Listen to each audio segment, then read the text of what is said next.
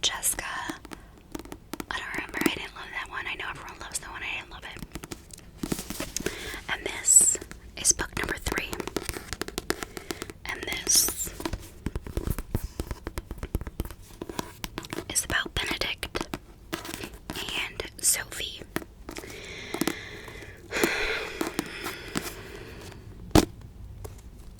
I don't like this. I don't like this at all. Now, the reason I don't like this is because I think there is zero originality. Like, Julia Quinn is an incredible author, and the way that she portrays her characters and like the topics she brings up and things like that, like they're all very real until this. This is basically a glorified Cinderella, like down to the details, like everything is the same. There's nothing exciting about it. There is nothing new. There's nothing like that made me want to continue reading, because I was like, I know what's gonna happen. And also there was something that just made me super uncomfortable with it. Like, I don't know, which is such a shame, because Benedict is actually my favorite of the Bridgerton brothers, at least from the show. It's interesting because he kind of has a different personality on the show than in the books, and the same with Colin. I felt like the way they portrayed Colin in the books is very different than on the show. Like, I prefer Colin from the books than Colin on the show, and I prefer Benedict on the show than Benedict from the books.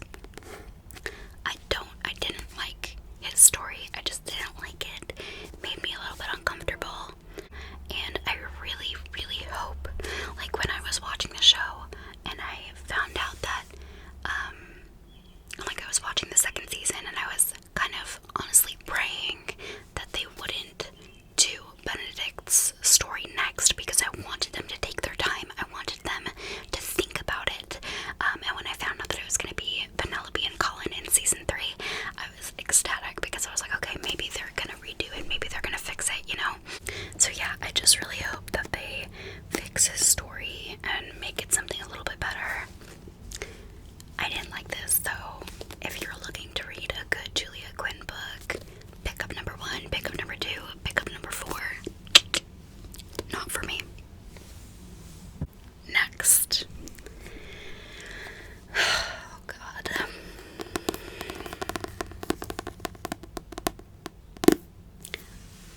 I don't know what I rate this yet. A big part of me, so at the beginning when I started reading this, this is The Housemaid by Frida McFadden, and I will read you the back. Every day I clean the Winchesters' beautiful house top to bottom. I pick up their daughter from school, and I cook a delicious meal for the whole family before heading up to eat alone in my tiny room on the top floor. I try to ignore how Nina makes a mess just to watch me clean it up, how she tells strange lies about her own daughter, and how her husband, Andrew, seems more broken every day. But as I look into Andrew's handsome brown eyes, so full of pain, it's hard not to imagine what it would be like to live Nina's life.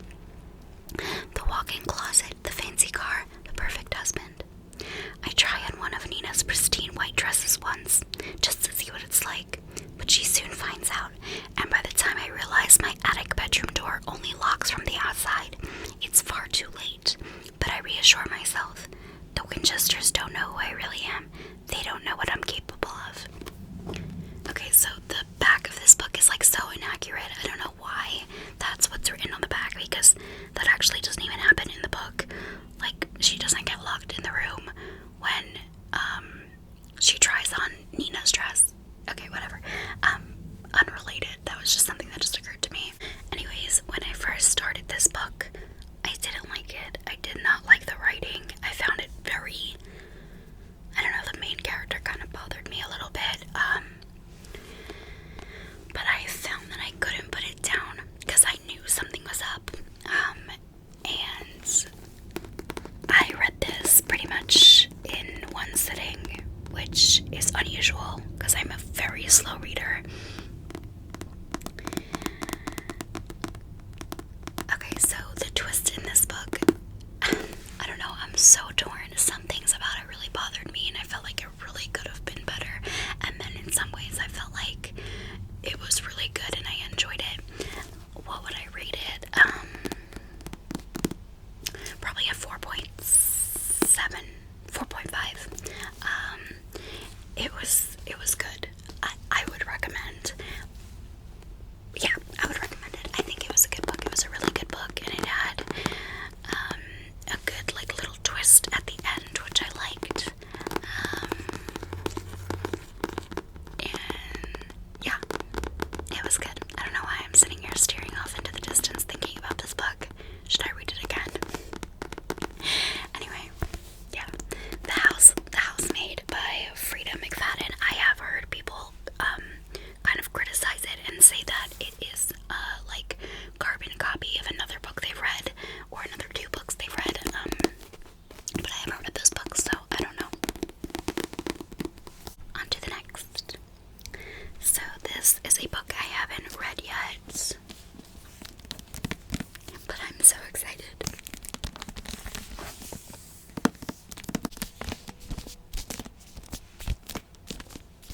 This is The Sun and the Star, a Nico D'Angelo adventure by Rick Riordan and Mark Oshiro. So, I was a Percy Jackson girl growing up. Like, I loved Percy Jackson. And I followed through, like, into adulthood. I read the second series,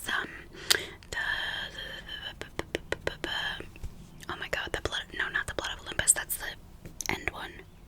Whatever it is. But I read the second series, loved it, and obviously I fell in love with the baby Nico D'Angelo. So this is his story, or not his story, but this is about him and his boyfriend Will, and I believe they go back to Tartarus. I could be butchering that. I do believe they go back down to Tartarus, and they go through all these adventures.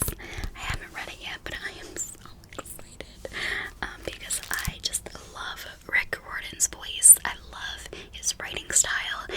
I mean, yeah, it's like a childish style, but I absolutely adore it, and every time I pick up one of his books, it makes me smile, so I absolutely cannot wait. That's the jacket. The inside, there's a little map.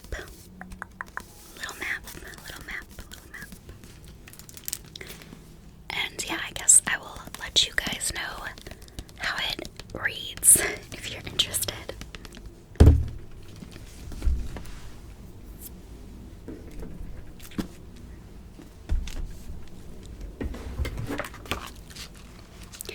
Okay, so next,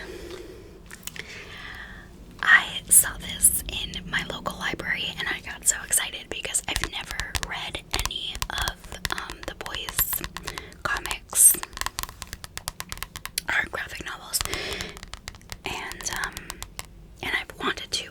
I've never been able to find them. Obviously, I love the TV show. I just blinked. I couldn't remember the word TV show. I love the TV show, and it made me want to read the comics, but I've never been able to find number one. So I saw this one randomly on the shelf in my library, and it's volume 7, so obviously I had no idea what was going on when I opened it up. But there are some characters we know and love, so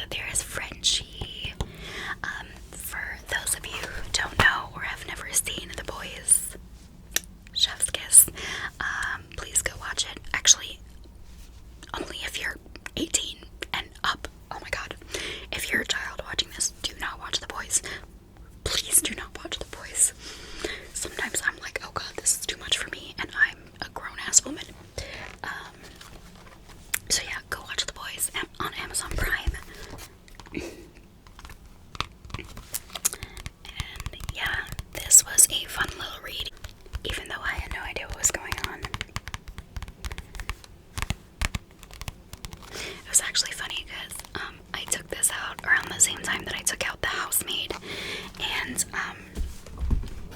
my husband picked up both books and was like reading the back of The Housemaid and looking at the boys comic, and he's like, what's with you picking up TV show related stuff? And I was like, what are you talking about? And he's like, I know you only picked up The Housemaid because their last name was Winchester. And I was like,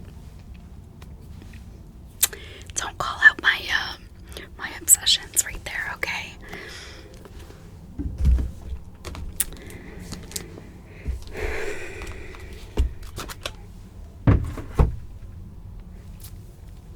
I'm on a Jensen Ackles kick, for those of you who didn't know what I was referencing.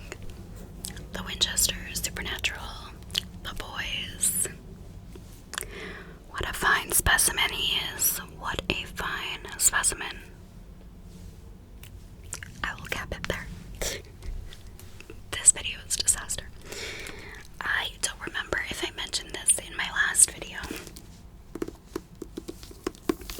This is Sideline by Cara Beats. I think I did, but I still haven't returned to the library.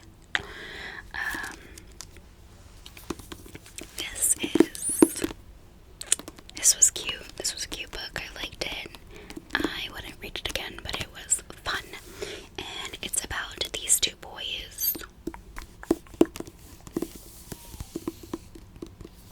I forgot their names. Awkward. Julian and Elijah. And they're childhood best friends until until Elijah one day up and leaves their small little town and doesn't even say goodbye to Julian. And then a couple of years later he just kind of shows up and he's, all grown up and handsome. And anyway, yeah, it's this cute little romance. I liked it. Okay, on to another book that I haven't read yet, or started reading. I'm stuck at the beginning of it and I have to push myself because I know it's good and I want to read it, but I'm so slow and it's terrifying because it's huge. And that just scares the living crap out of me because I know this is going to take me months to read. So this is The Goldfinch by Donna Tartt. And it won a Pulitzer Prize. I have heard amazing things about this book. I want to read it so badly. I'm up to the second page and I just can't get myself to pick it up because it's just so big and scary looking. But it sounds fascinating. And I did read The Secret History. I don't remember. And it was really good. I loved the writing. I will say after I read it, I didn't exactly know what to make of it. I was like, how do I actually feel about this book? I have no idea. But the writing was really good. I'll give it that. And I would love to read some more of her stuff. So if I could get myself to actually read this, that would be amazing. Please give me some motivation in the comments. Give me some motivation.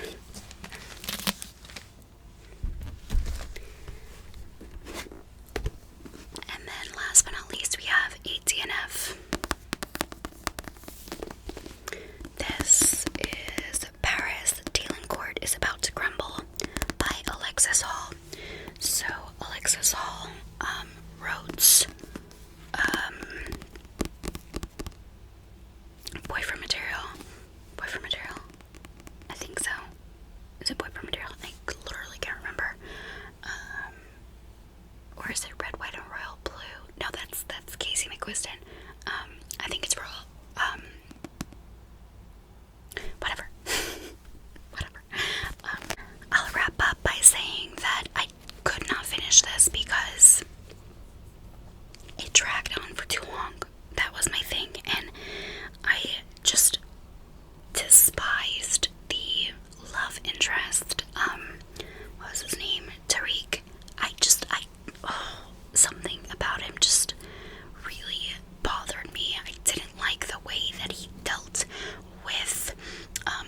Paris, who's the main character, I did not like the way he dealt with Paris's anxiety. Paris has like severe anxiety, social anxiety, and it's conveyed very well in the book, but I just did not like the way Tariq handled it.